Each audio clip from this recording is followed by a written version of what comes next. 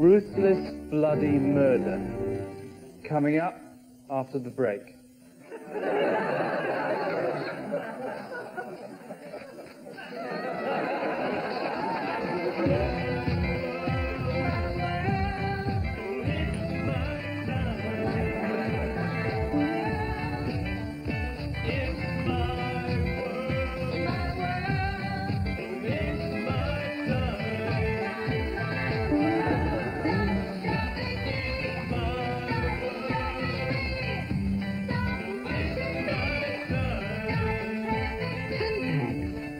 When you're next on the block.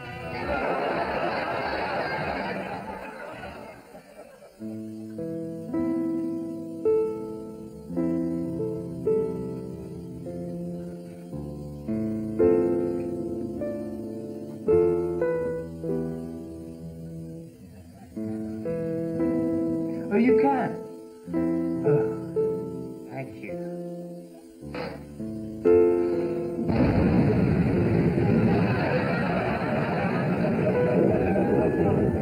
Good old yellow pages. You're watching KYTV. Murder. Ruthless, bloody murder. Welcome back. But was the real murderer ever caught? Has the wrong man been in prison for the last 17 years? In a shock report, Hot Crimes investigates a possible miscarriage of justice. And viewers are warned that it does include a particularly grisly and shocking recreation of the murder. So you might like to phone your neighbours and let them know that it's coming up.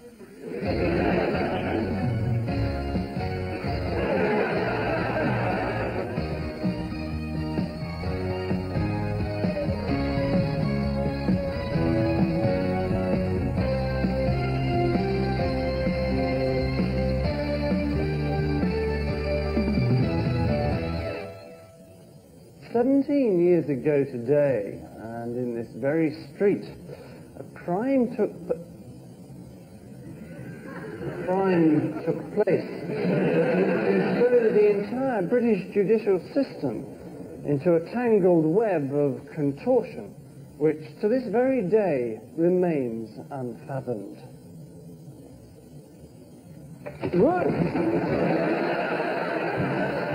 Our story begins at the Red Fox pub in North London on the night of February the 14th, 1978.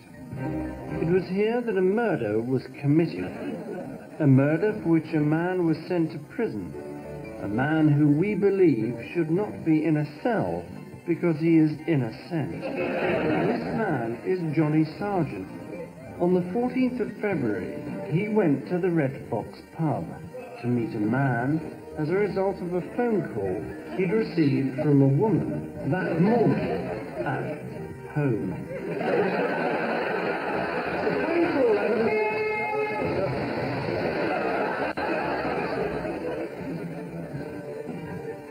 The phone call had clearly startled Johnny.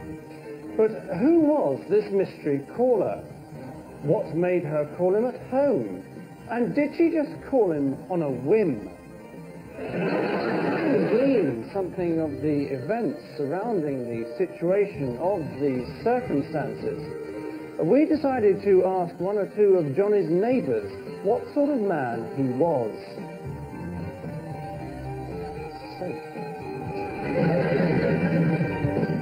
A very generous man.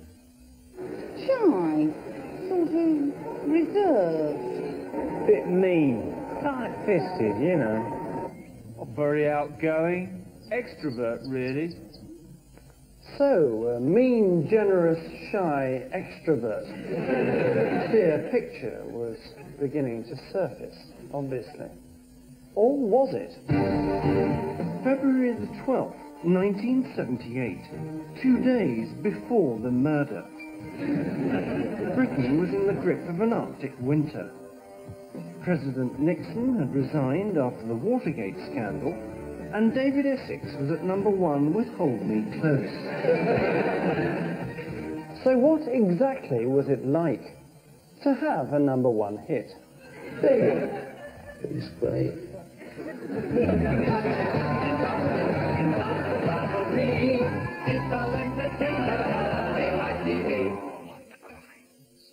Two days later, February the 14th, the day of the murder, the Red Fox pub. We've reconstructed the events of that day using the evidence of Colin Blaine, who has only now decided to speak out. Johnny Sargent was on the table next to me. He was sitting with two other men. How you doing, Johnny? As you can hear, one of the men had a Geordie accent, while the other one appeared to be Welsh. So, do you want another pint then? Perhaps we could just hear those accents again. How you doing, Johnny? So, do you want another pint then? Astonishingly bad, weren't they? So, Colin, what else did you notice about these men? Well, certainly the second man said made me think that the first man might be called Ted. So what did he say? All right, Ted? Yes, that would be a fairly strong pointer, wouldn't it? Anything else? Well, something the first man said made me think he might recently have come back from a caravan holiday in the West Country. I've recently come back from a caravan. Shortly afterwards, I noticed another man come into the pub, and I recognized him immediately as the murdered man who appeared in the papers the next day. Yes, I think there might be a bit of the benefits of hindsight in that. What happened then? Well, Ted and the other man immediately got up and started talking to him. What did they say? Nothing particular. Or it's the same sort of thing they'd said before, really. All right, Ted? I've recently come back from a caravan. Well then, all of a sudden they started arguing and Johnny walked out. And like it all seemed to happen in slow motion. But I distinctly remember the one called Ted taking out a knife.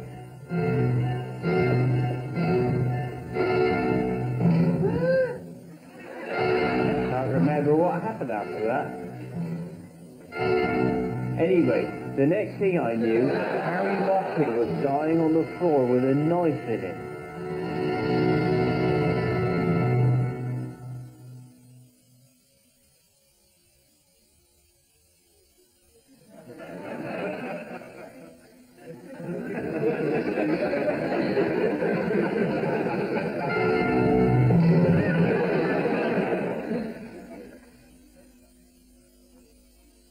Those events took place over 14 years ago. But Colin Blaine remains convinced that Johnny Sargent took no part in the murder that night. Nevertheless, within an hour, Johnny Sargent had been rounded up, bundled into a police car, searched, stripped naked, let out of the police car, and then arrested for indecent exposure. Here is a transcript of the very conversation that took place that very night in this actual room. Officer, what is your name? Suspect Johnny Sargent. Officer Johnny what? Suspect Sergeant. Officer, yes. Suspect, no, I'm Sergeant. Officer, you're not a sergeant, you're a criminal. At this point, a police constable in attendance interrupted.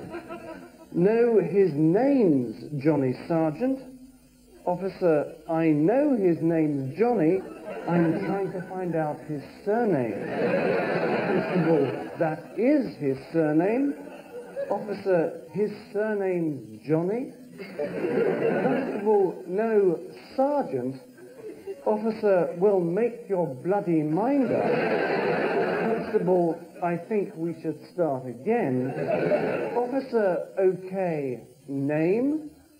Suspect, Johnny Sargent. Officer, I can see we're getting nowhere.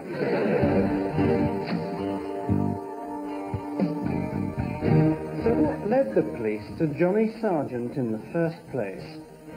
Firstly, he already had a record. 3 months earlier, police had arrested him in central London on suspicion of being Irish. Secondly, there was forensic evidence supplied by police experts after fingerprint tests showed a trace of calcium manganate under his fingernails, which was also present on the knife handle. Calcium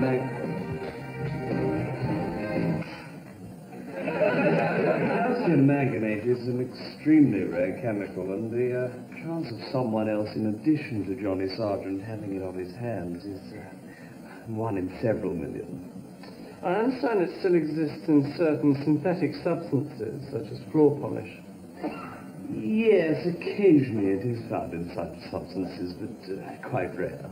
And also nail varnish in certain soaps. You see it sometimes, yes, found in cosmetic products of that sort, yes. And also food packaging, at the backs of playing cards, and certain domestic handles. That has been proved, I believe, yes. Along with clothing, cars, paints, plastics, wooden and man-made products. Well, yes. So that would appear to completely negate your argument, would it not? In what way?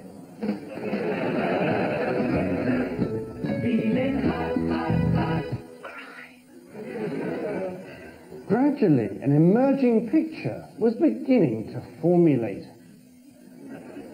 The final piece of evidence against Johnny was his own confession. Or was it? Modern technology has enabled us to take a closer look at his confession, and we found 1 or 2 interesting anomalies of a discrepant nature. In the sentence implicating himself, for instance, between the words did and it in the phrase I did it, the words not in any way do seem to have been crossed out. And instead of the sentence you've got the wrong guy again, the confession reads you've got, and then written in crayon over the top, the right man all right, and that's for sure. He is also alleged to have gone on to remark at the wonderful job the police do in often difficult circumstances. The blood tests were the most conclusive part of the evidence against him, of course. This was DNA testing, was it? No, primarily the colour. And sticky. And the running. So you're saying that Johnny Sargent was convicted on the grounds that his blood was red, sticky, and running? If I may say so, that's very much a layman's viewpoint. There are, of course, much longer and more Latinate words for it. Clearly, a smokescreen of subterfuge was beginning to present itself. But if Johnny Sargent was innocent, who was or were the real murderer or murderesses? We find out after the break. Following the soaraway success of GMTV, KYTV presents its own early morning program, VGMTY TV. That's a very good morning to you television. Every morning at 7, the Flex interview.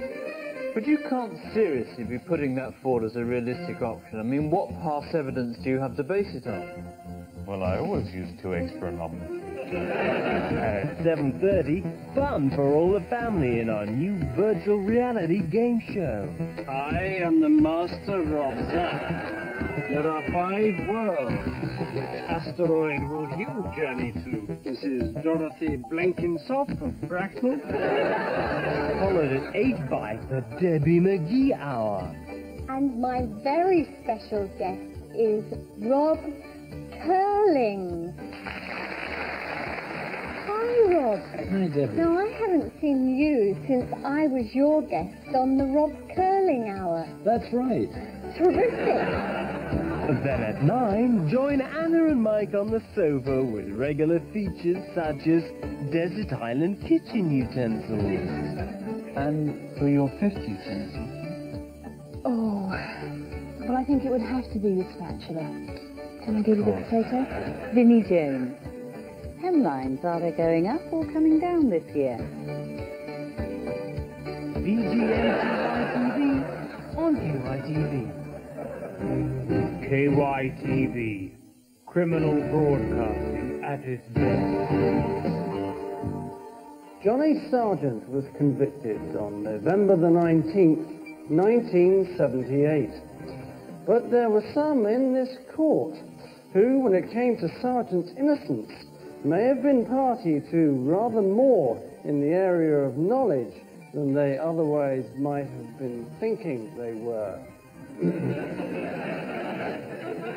The court heard first how the defendant was an honest young man who had suffered from a deprived childhood. The counsel for the prosecution, however, said that the court should ignore the criminal's upbringing and concentrate on the heinous crime he had willfully committed. In reply, the counsel for the defence reminded the court that as yet no evidence had been substantiated, and he urged the jury to be as sensible and rational about the evidence as it was in their power to be. At this point, the clerk of the court interrupted to draw the judge's attention to the way the case was being represented by the court artist. After studying the pictures, the judge then ordered that the court artist be ejected from the courtroom. Clearly, there's sufficient evidence to suggest that Johnny Sargent did not commit the murder. Or is there? Yes, we believe there is. But what of the two men in the Red Fox pub, which Colin Blaine named as the murderers? A clue might lie in a raid that took place 2 months before the murder on the National Improvement Building Society, as this video shows. All would appear normal, but on closer inspection, two telltale signs could be seen to flag mark the ensuing crisis. The man leaning on the counter, for example, clearly clutching a firearm in his jacket pocket. The man at the back of the queue, displaying a sawn-off shotgun. And for those eagle-eyed enough to spot it, a third member of the gang cunningly concealed behind an unobtrusive mask. But if we freeze the picture and zoom in, we can clearly see what appalling quality closed-circuit television is. Nevertheless, with the aid of simple modern electronic audio filter high-frequency eradication technology, we've been able to decipher a small part of their conversation. Very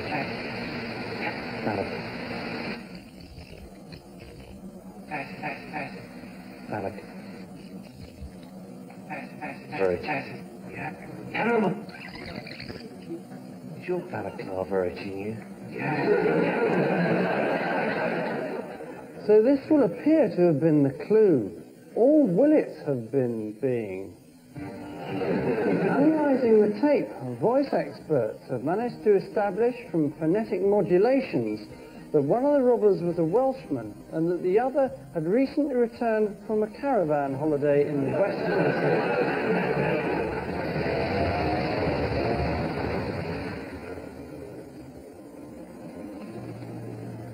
And Home Office phonologists studying the shape of his skull managed to verify that his name was Ted Herbert from the little label in the back of his shirt.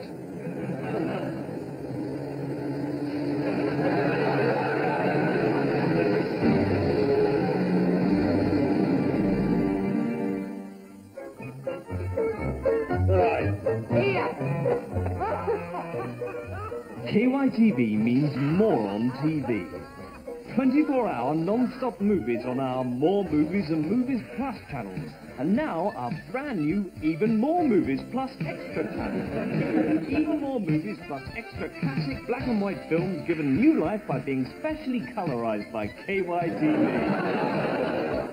And with much of the dialogue updated for the 90s. I'm bored with all this train shit.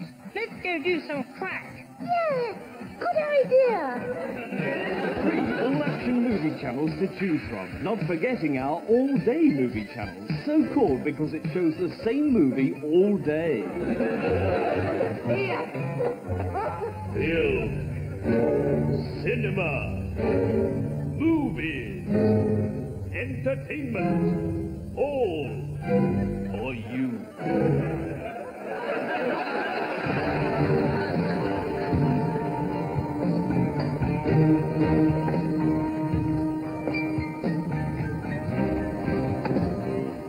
So who was this Ted Herbert? Obviously an elusive cookie to uncover. Or was he? We set up a meeting with an underworld agent.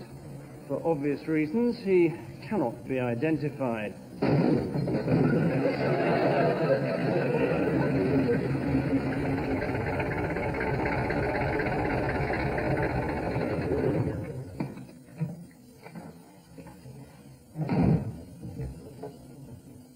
Ted Herbert? Yeah, I knew Ted Herbert, all right. We all knew Ted Herbert. Or should I say Police Constable Ted Herbert? Police Constable Ted Herbert. Yeah. We all knew he'd done the Mockery murder. They put Johnny Sargent in the frame for it. I asked him straight out at the time. Laugh. It's really chilling sort of laugh.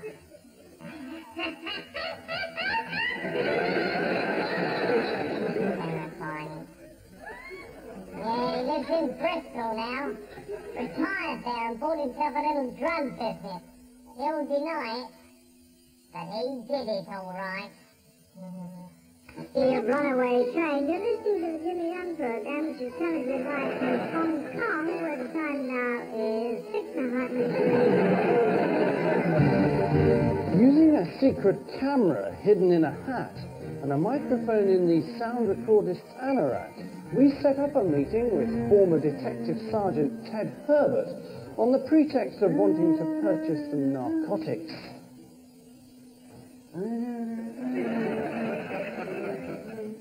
Okay, testing. 1, 2, 3. Okay, the sound. Here we go.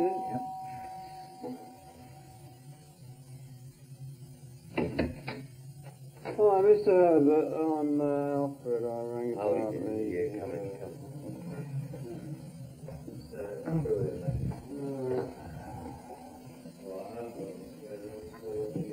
Sorry?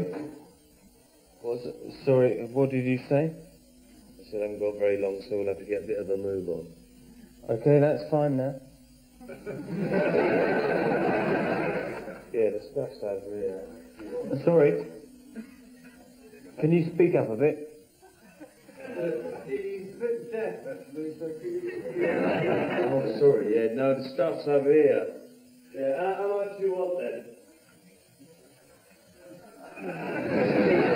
You've been wearing that all day? Sorry. Yeah, I forgot. Put it down here, shall I? I think I'll put my hat back on again.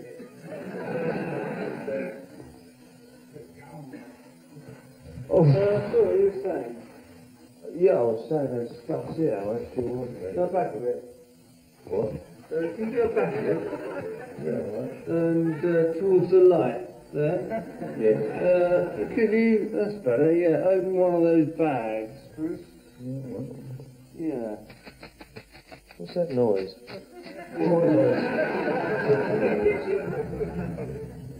Clearly, Mr. Herbert's proving to be something of a slippery fish to crack. So, this time we've rigged up a hidden camera inside his house and so as not to arouse the suspicions, I've opted for the inconspicuous disguise of a market researcher testing new varieties of ice cream.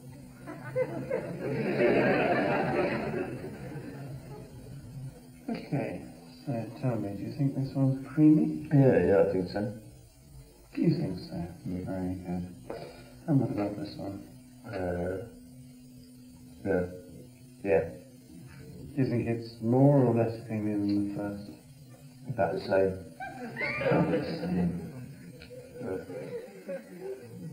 What about the 38th one? More or less creamy? No, it's about the same. About the same. Yeah. And did you murder Harry Mockery? You what? Nothing, I was just curious. Frozen yogurt. 93 of these. Oh, no. KYTV, we tackle the issues.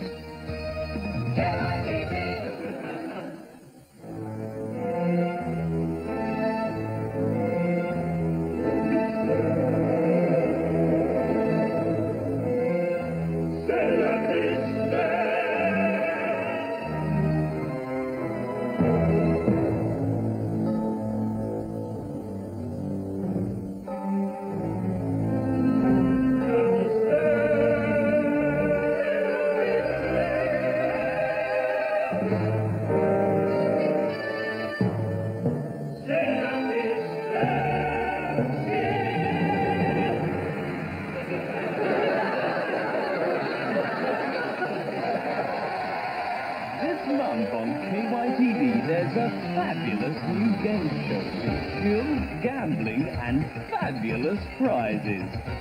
So, 15 seconds left to see if the bunny will bite for Cheryl Smith of Finchley. Let's sit for a nibble. Yay! The bunny's done the business!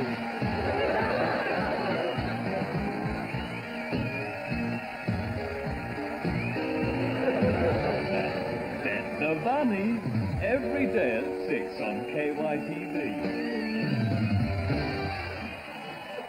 Welcome back. So, all the evidence was beginning to point down one overriding suspect. Mr. Herbert, or should I say, former police officer Ted Herbert. I'd like to talk to you, if I may, about the murder of Harry Mockery. Mr. Herbert, that wasn't very helpful, Mr. Herbert.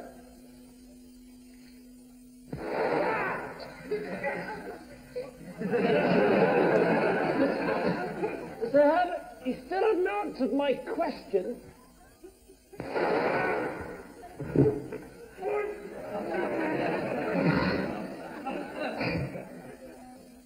Did you have any involvement in the Harry Mockery murder?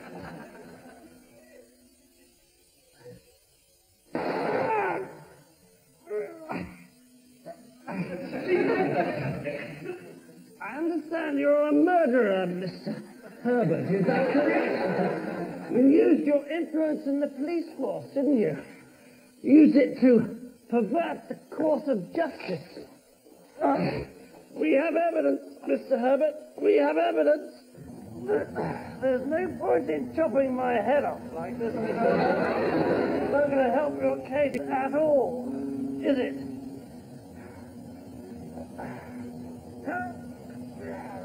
Well, that's better. Stopping me in this river with these concrete weights isn't going to affect the fact that we have clear evidence that you committed a murder, Mr. Herbert. What do you say to that?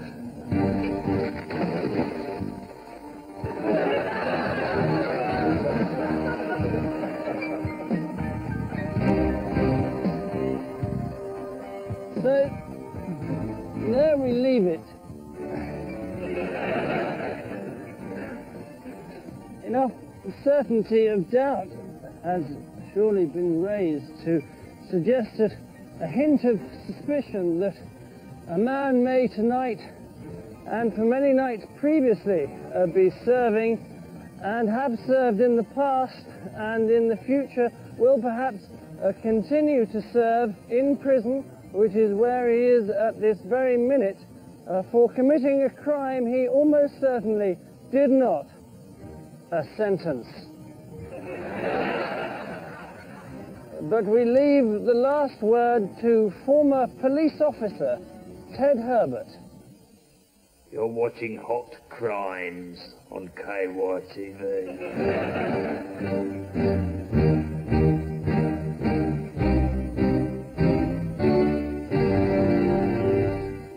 Well, with me now in the studio is the private secretary to the Home Secretary, Sir Anthony Trollope, MP.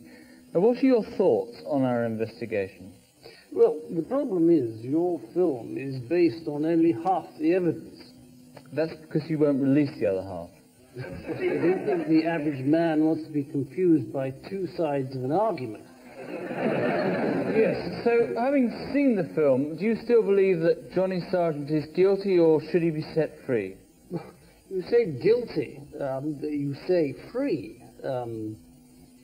What were the other bits again? Do you believe he's guilty, or should he be set free?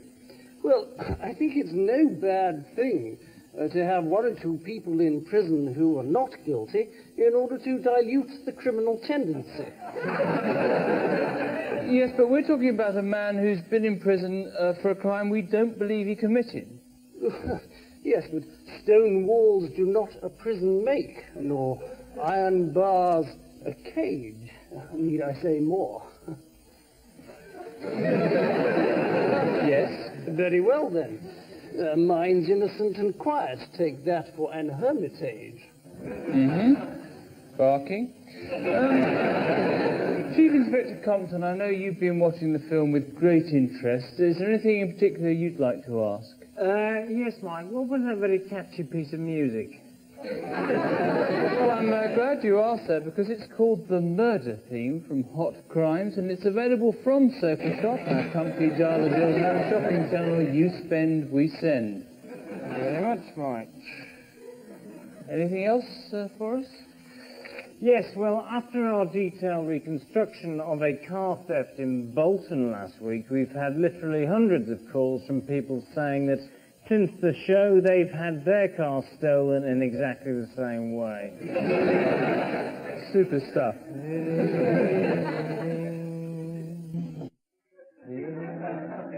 Live at TV, non-stop weather. Yes, a whole new channel devoted entirely to 24-hour non-stop weather reports.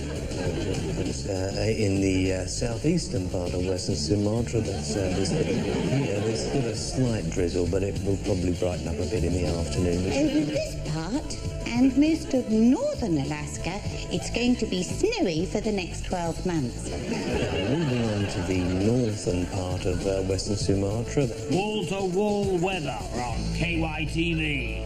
KY Weather is a completely free service to KYTV viewers once the annual subscription has been paid. Death and murder. Well, a reminder that there's more real-life tragedy on KYTV on Thursday night, when we recreate the ordeal of a boy stranded in a pothole for 8 hours after the rescue team had been called, and a woman who lay trapped in her house for 3 days after she'd phoned for help. And that's all on our new show, 998. And next week on Hot Crimes, I'm delighted to say that our special guest will be Henry Wilkins, a great favourite of our viewers after his appearance last week, and Britain's #1 serial killer.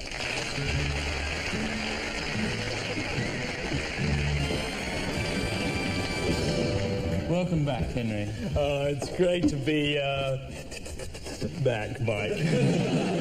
Now, you must be absolutely delighted with the response to last week's show. Oh, yeah. I've had a sack full of letters from some really wonderful people. Yes, what sort of things did they want to know? DIY tips, mainly. You know, like, how did I get those floorboards up? How do I unblock a waste disposal unit? You know, tricks of the trade. Yes. So, What are you doing at the moment, apart from the life sentence? Well, no, I'm very busy at the moment, actually. I've got a book signing at Waterstones after this. I'll be doing a lot of after-dinner speaking. And, I've got my own show coming up on Sunday. You're looking forward to that. It's a sort of a cross between Casualty and MasterChef. And what's it called? It's called Whose Leg Is It Anyway? Well, good night. And remember, don't get murdered.